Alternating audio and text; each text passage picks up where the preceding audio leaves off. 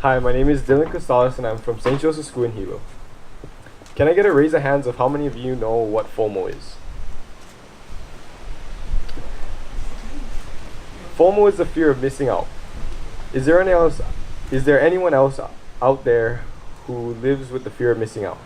Or the feeling of always being behind and always having to catch up? Aina-based learning, what is that? Where students learn by doing.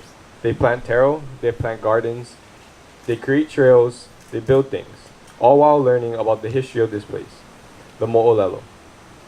They connect to their land, they connect to each other, they learn about themselves, their genealogy, and their history.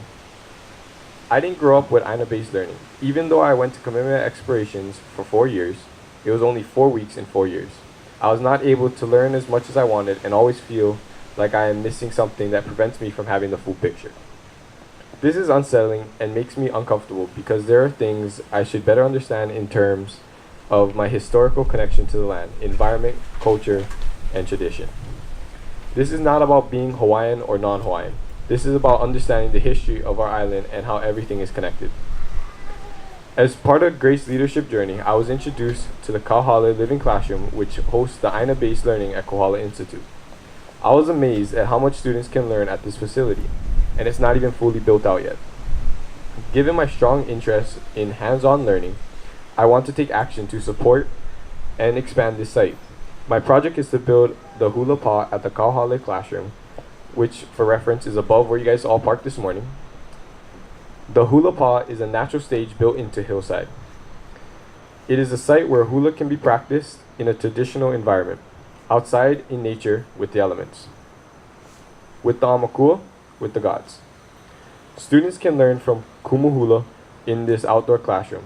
There will also be trees and plants relating to the practice of hula. Students can pick these plants and create their own hula implements. There are very few places where young students can learn these important cultural practices in an outdoor classroom featuring a hula pa. The setting helps students learn together to connect with the land, the history, the mo'olelo. This knowledge is like having the Wi-Fi password to better understand what has to come before us and how it relates to what we are striving to do now. Not having this connection, understanding, is like trying to operate your laptop without a Wi-Fi connection.